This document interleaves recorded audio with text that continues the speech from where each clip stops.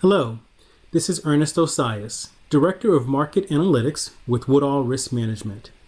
Thank you for joining us for our weekly technical overview of the grain markets. Before we begin, a brief moment to look at our market disclosure. This is a solicitation, and there is substantial risk of loss in trading futures and futures options. Past performance is not necessarily indicative of future results.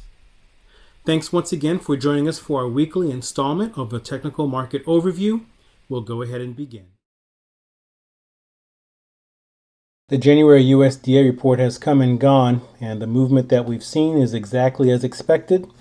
We talked last time about the market being overbought, but really this overbought condition with the potential of being a trap where we would look for market participants to sell the market only for it to come back up again and then squeeze them back out. That's exactly what we saw occurring here. Market has since moved up to resistance near 366, and this is where we now find ourselves up against volatility-based resistance. We have a very nice move, and up inside this region here is where we anticipate finding some good resistance for this market.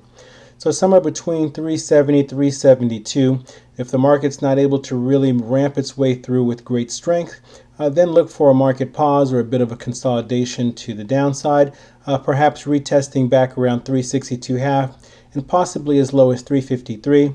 But generally speaking, as long as the market's able to hold above being overbought for some time, then we're looking at the potential for a change in trend and for the market then to start looking upward.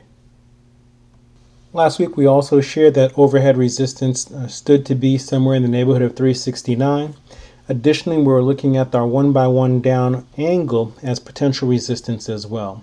Both of those levels appear to have hit pretty well for this market, and that's going to be our key time factor that we're looking at right now as this market makes its way up. We had a very big move to the upside yesterday, followed by a sideways move with a little bit of give back today, and so our resistance at 369 looks to hold potentially over the next day or so.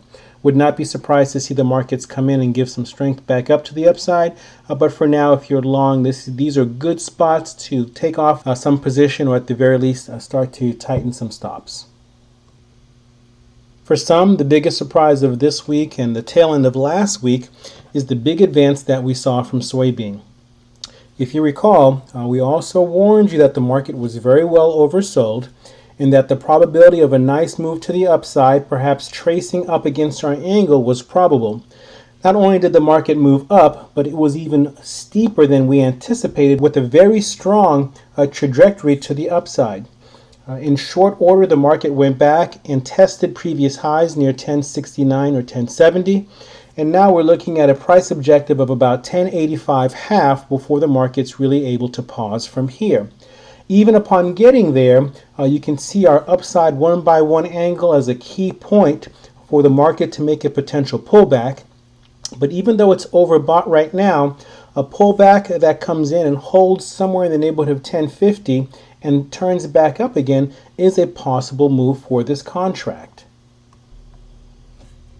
This contract was able to reach our minimum price objective of 1074, and currently it's sitting up against volatility-based resistance, which should pose some good resistance for it near term. Additionally, it's overbought, as suggested before, just like corn was. So given all of these factors, we may see a little bit of a pause in this move here, but long term we anticipate the market could very well make its way up 2 standard deviations above the point of control and possibly test 1110, depending on how strong it's able to get through this volatility-based resistance band.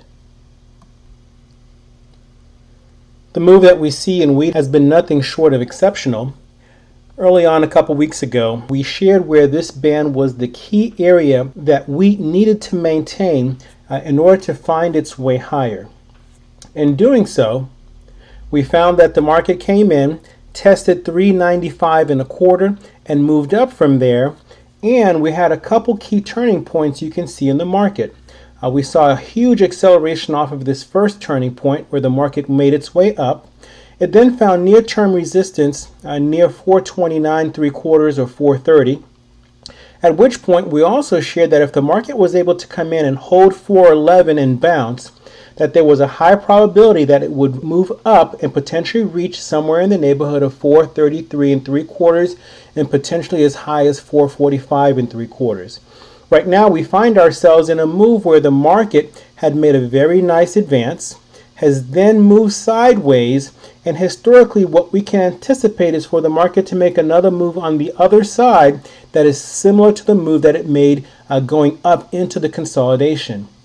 That being the case, we would not be surprised then to see the market in fact make its way up to about 445 and 3/4 if it's able to turn back up again. We have a potential turning point coming in here, and you can see the market made its way up to our 1x1 angle, which is exactly where it found some very good resistance yesterday and turned back down again. Moving down into our timeline over the next couple days, if it is in fact able to turn back up again and break back above our downward 2x1 angle, then that move up to 446 is probable, and at which point we would look for the market to really find some good resistance there, somewhere in the neighborhood of 446 to 447, at which point there the market could then turn its way back down again. In any case, we're really excited about the move that we've been able to see in wheat, defying the bearish narrative, as we can see the market now really pulling out and potentially breaking to new highs if it can continue in fact making higher lows. The move today is up against volatility-based resistance, but additionally what you're going to see, or what you may notice, is that we're going to see a shift to the upside. So what this suggests to us is that the volatility now is telling us that the market wants to push up higher, at which point if the market then is able to hold above this area, our new target zone again looks to be in that neighborhood of 446 to 447, which is about where we look to find our next level of volatility-based resistance. You can also see our sinusoidal wave here, also giving us the suggestion of potential resistance overhead. So this area here is going to be very important for this wheat contract. Lastly, we can see that crude oil is moving as would be expected. It's been trapped in a very sideways consolidation here between 56.24 and 51.75. As long as he continues to stay inside of this trading band, the market can break out to either side. In all likelihood, we're looking for a breakout to the downside. Upon breaking this area here, our next key area of support looks to be about 50.36.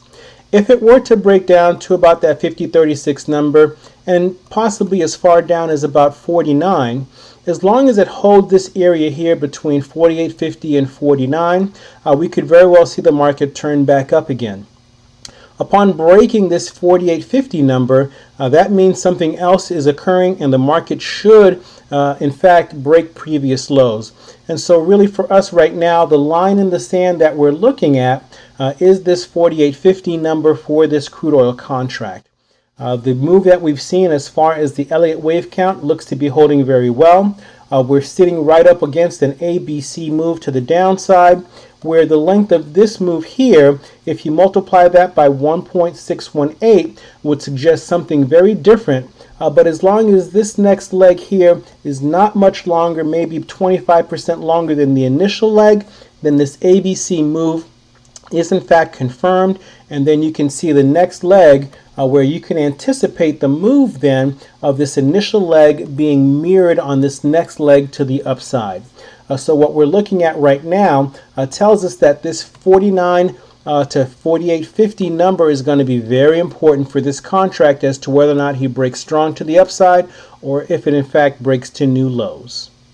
Thank you so much for joining us today for our weekly market update. Look forward to touching base with you again.